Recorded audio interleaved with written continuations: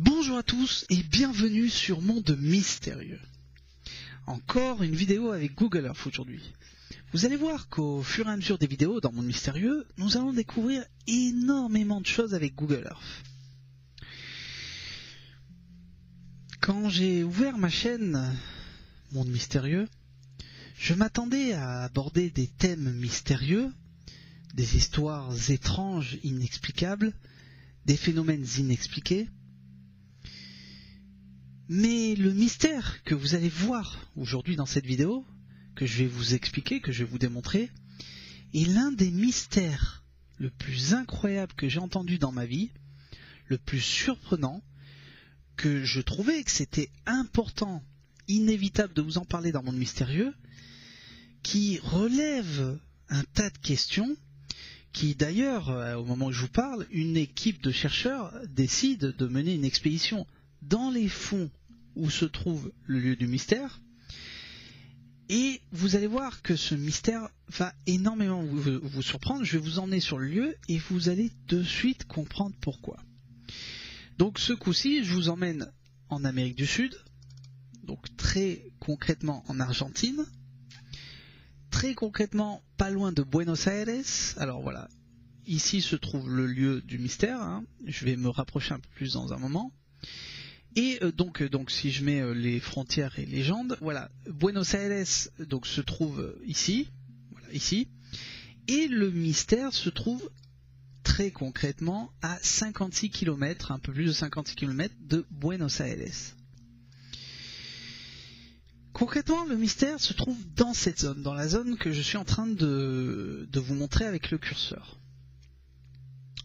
L'histoire commence il y a un peu plus de 6 mois, où un réalisateur, producteur de films, technicien en 3D, argentin, décide de filmer, de tourner un film de terreur dans cette zone, suite à des histoires mystérieuses, des disparitions, des observations d'ovnis, des phénomènes paranormaux qu'il se passe dans cette zone.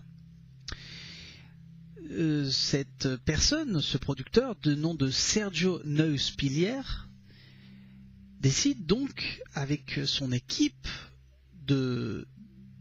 d'explorer les lieux. Et en cherchant sur Google Earth, comme on est en train de le faire, a trouvé quelque chose d'étrange. Alors, ce que je suis en train de marquer en rouge sont les lieux où se sont produits des disparitions, des phénomènes inexplicables, des phénomènes paranormaux, des observations d'ovnis, des disparitions de personnes, des maisons hantées, etc., etc.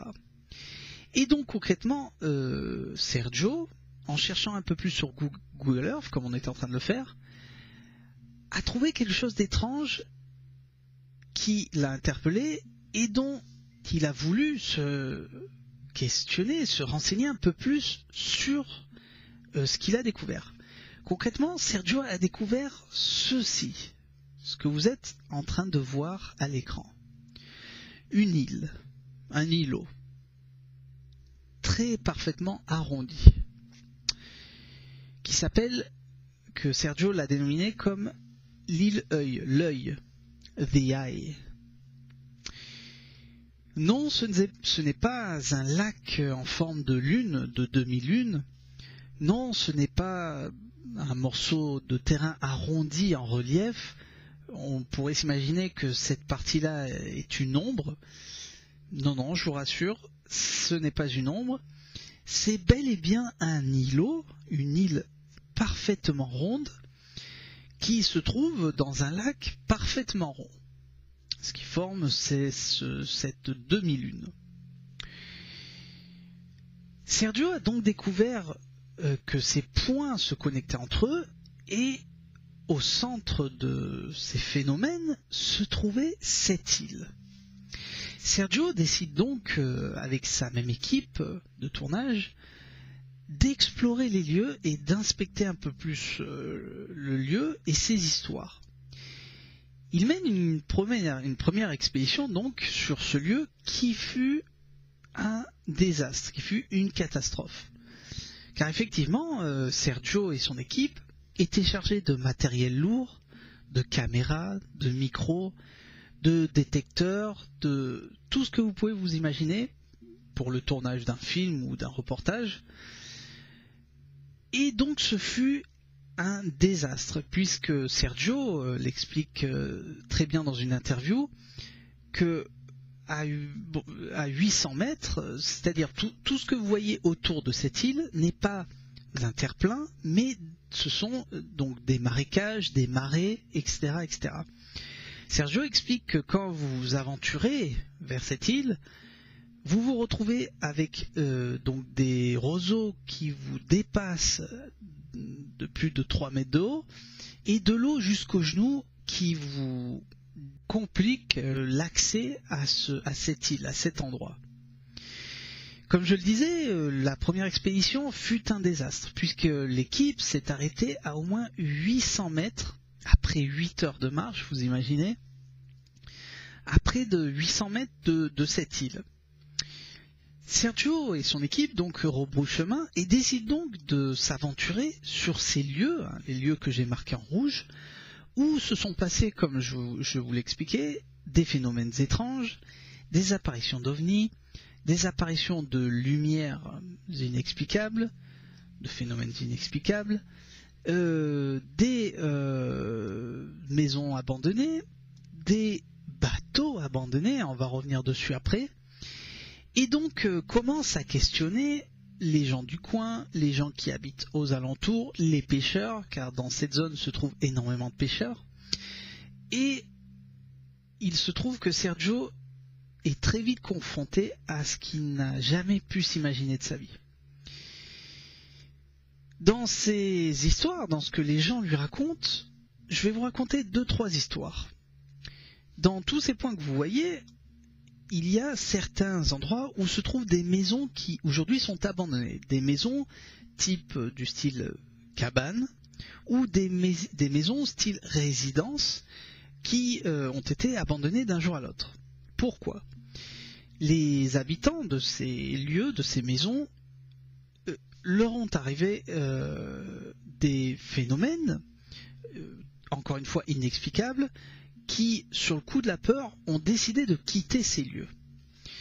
Une histoire assez incroyable, je ne sais plus dans quelle zone par contre, est qu'un couple avec leur enfant, d'un jour à l'autre, suite à un phénomène qui leur est arrivé, décide de partir de la maison. Ne me demandez pas comment ni pourquoi, en partant de leur maison, ils oublient leur enfant. Ne demandez pas pourquoi. En revenant sur les lieux, l'enfant avait disparu. L'enfant a concrètement disparu. Aujourd'hui, cette maison est abandonnée, donc hantée apparemment, avec des phénomènes qui se passent à l'intérieur. Et le plus incroyable, c'est que cette maison est complètement détruite. Par contre, les habitants du coin racontent que les jouets des enfants restent intacts. Vous imaginez ? Les habitants du coin racontent même que si vous y allez un jour et que vous revenez le lendemain, les jouets des enfants ont changé de place. Il existe une autre histoire assez incroyable qui...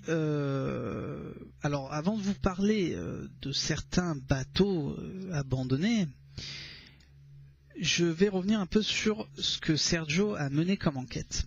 Donc Sergio, en menant son enquête, décide de demander à un aérodrome qui se trouve près de cette zone à questionner les pilotes si les pilotes connaissaient cette zone, qu'est-ce qu'ils savaient sur cette zone et si ils connaissaient cette île, l'île Œil, je le répète.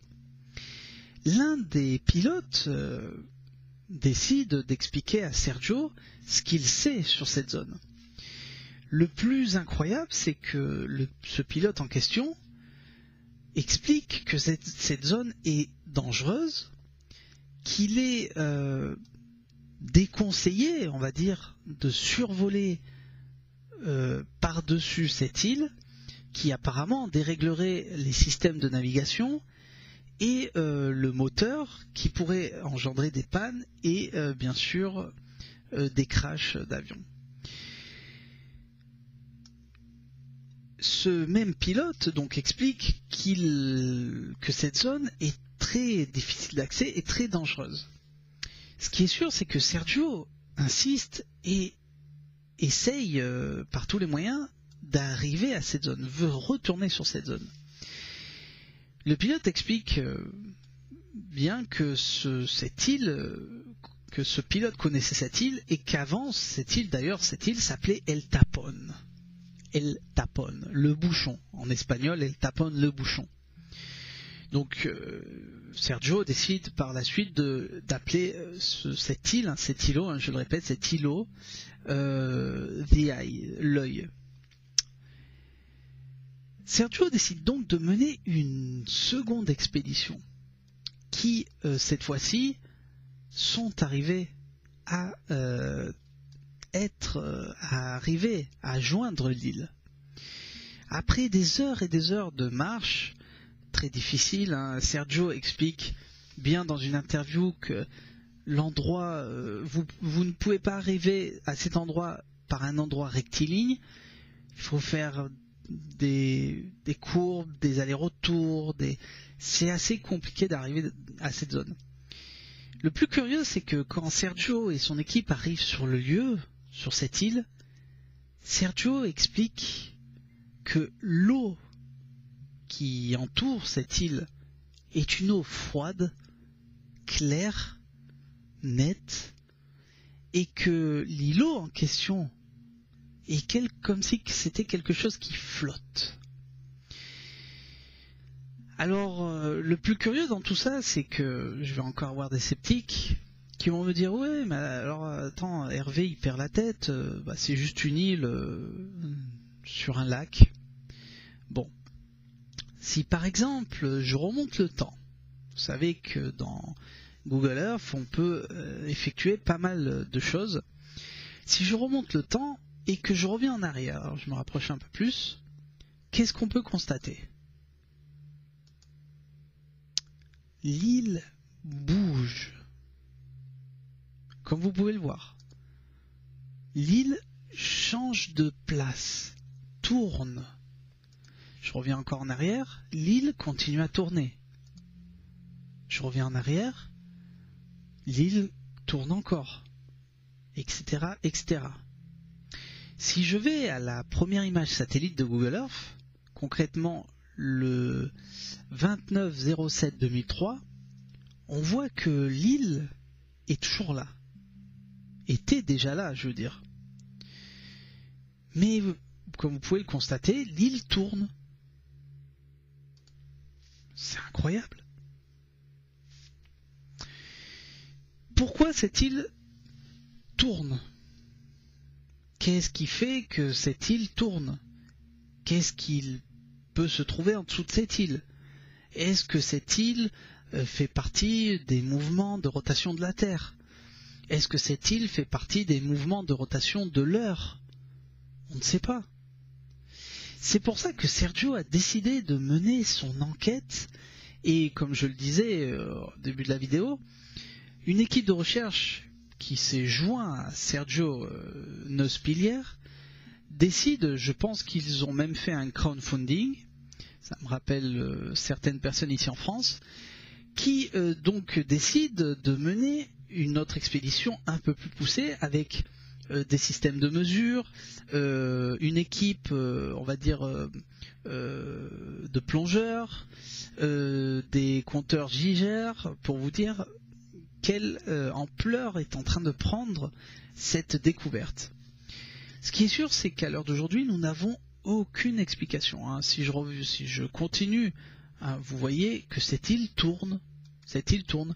Alors, c'est simple, il y en a beaucoup qui vont sûrement me dire « Ah, mais c'est facile, c'est une île qui flotte. » Oui, d'accord. Vous prenez un bac, vous le remplissez d'eau, vous découpez une plaque de polystyrène, vous la découpez en forme ronde, et vous allez voir que si vous posez la plaque sur l'eau, vous remplissez la bassine d'eau, vous allez voir qu'elle va flotter de la même façon. La question, comme j'essayais d'expliquer, c'est comment se fait-il que cette île tourne? Nous avons effectué ici dans Monde Mystérieux une animation, une brève animation, où l'on peut voir comment cette île tourne, et nous pouvons constater, en effectuant cette opération, que l'île ne fait pas seulement que de tourner, mais a une double rotation et une double translation sur elle-même. Ce qui est assez incroyable, hein, comme vous êtes en train de le voir. Est-ce que cette île a un mécanisme en dessous, dans ses profondeurs? Est-ce que cette île fait partie concrètement d'un système, d'un mécanisme? Est-ce que cette île est une porte, un portail interdimensionnel? À l'heure d'aujourd'hui, je n'ai aucune réponse à vous donner. Ce qui est sûr, c'est que un ufologue assez connu du nom de Scott Waring explique qu'il se trouverait une base, concrètement une base d'OVNI, d'engins, sous cette île. Les habitants du coin, de cette zone, entre autres les pêcheurs, expliquent également que, alors je reviens à l'année 2016, hein, pardon, les habitants du coin donc expliquent que cette zone pourrait alors soit être, alors je quitte, voilà, soit être un endroit, on va dire, de portail interdimensionnel, ou un endroit d'une forte, on va dire, où se croisent les lignes Ley, où existe un point énergétique de haute fréquence, un point énergétique très élevé, on va dire. On ne sait pas. Je n'ai absolument aucune explication. En tout cas, encore une fois, cette île est là. Qu'est-ce que ça serait? Pour moi, c'est un mystère incroyable. Je ne trouve même pas les explications pour vous dire qu'est-ce que ça peut être. En tout cas, voilà, ce que notre Terre nous réserve comme mystère, c'est assez incroyable. Alors, avant de vous laisser, donc comme je vous le disais, Sergio Neuspilier décide donc de mener une expédition un peu plus poussée. Et quand Sergio a commencé à chercher les lieux où se trouvaient donc toutes ces histoires inexpliquées, il a découvert ceci, ce que je vais vous montrer maintenant. Un bateau abandonné. Alors vous allez me dire, bon ben c'est un bateau, voilà quoi, il est abandonné, d'accord. Sergio explique, bon vous voyez que cette rivière se connecte par exemple, donc tourne, se connecte sur, alors je vais me reculer un peu, voilà, se connecte sur cette rivière qui est un peu plus grande, qui elle-même, si je la suis, qui elle-même se connecte sur cette plus grande rivière. Bon, jusqu'à là vous allez me dire, bon, bah, ce bateau est arrivé par la rivière. Logique. Ce qui est sûr, c'est que Sergio explique très bien dans une autre interview qu'à cet endroit, ils sont arrivés en petite barque et qu'il n'y avait même pas 1 mètre d'eau. Comment est-ce possible que cette barque est arrivée là? Qui a amené cette barque, pardon, ce bateau? Qui a amené ce bateau? Encore une fois, on n'a aucune explication pour vous dire que l'endroit est un endroit mystérieux. Donc si je remonte le temps et que je retourne un peu en arrière, donc là par exemple je suis en 2015, hein, vous voyez que le bateau est présent. Là par exemple je suis en 2014, hein, le 27/11/2014, vous voyez que le bateau est déjà présent. Et alors là je vais par exemple en 2010, ce bateau était déjà là. Si je vais en 2006, le bateau était déjà là avec d'autres, je ne sais pas si c'est une plateforme, je ne sais pas trop ce que c'est. Et le plus curieux, c'est que quand vous allez en 2005, pof, le bateau n'était pas là, parce que je reviens en arrière. Donc je ne peux pas dire que le bateau n'était plus là, il n'était pas là. Voilà. Là on est le 4/03/2005, le bateau n'était pas là. Si je vais en 2006, paf, le bateau est là.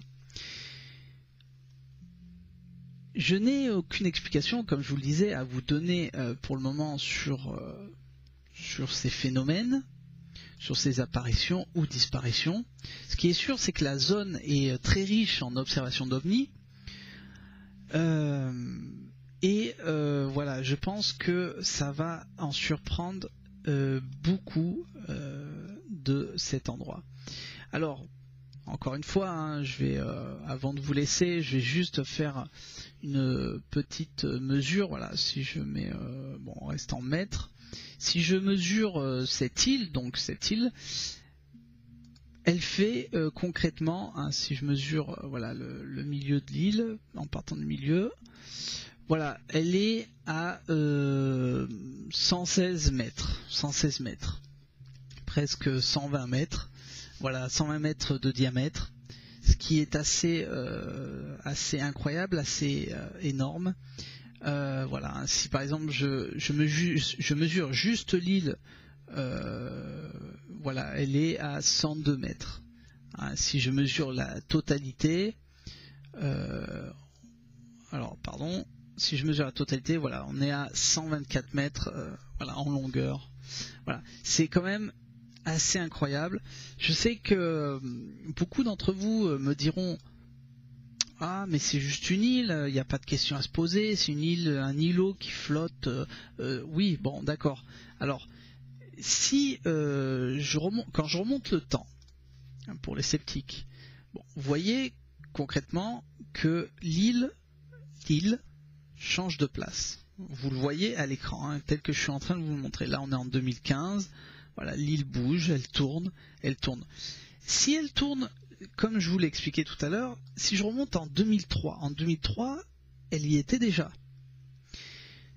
Combien d'années ça fait que cette île tourne? Si cette île tourne, elle aurait dû se consommer, entre guillemets, elle aurait dû devenir plus petite à force du frottement, mais non, cette île est bien là, elle tourne, et elle ne s'abîme pas, elle est parfaitement ronde. C'est assez incroyable, j'ai jamais vu ça. C'est incroyable ce que notre terre regorge de mystères, de lieux inexplicables, inexpliqués, de phénomènes incroyables. Et c'est ce qui nous donne l'envie de vous dévoiler tous ces mystères dans le monde mystérieux. En tout cas, voilà, le mystère est là. Si vous êtes intéressé de découvrir la page officielle de ces chercheurs, de ce réalisateur producteur de Sergio Nospilière, vous allez sur www.elojoproject.com. elojoproject.com. De toute façon, je le mettrai dans les explications en dessous de la vidéo. Je mettrai le lien où vous pourrez cliquer dessus et voir directement le site. Voilà, je crois que pour le moment, je vous ai tout dit concernant l'île Œil. J'espère que Sergio et son équipe vont nous dévoiler un peu plus de choses par la suite dans les mois à venir, un peu plus, on va dire, d'explications à ce mystère. et à cette île, l'œil qui est là depuis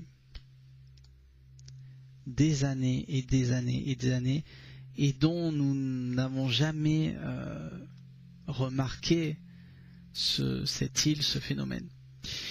Voilà, je vous remercie. Le mystère nous amène à chaque fois de plus en plus loin, et je vous invite à rester nombreux sur Monde Mystérieux pour découvrir toutes ces choses qui ont une explication et dont nous, dans Monde Mystérieux, on s'engage à vous les donner. En tout cas, merci à tous, merci de rester nombreux dans Monde Mystérieux, et comme je dis toujours, je vous attends de plus en plus nombreux et toujours fidèles à Monde Mystérieux. À bientôt pour de prochaines vidéos dans Monde Mystérieux. À bientôt.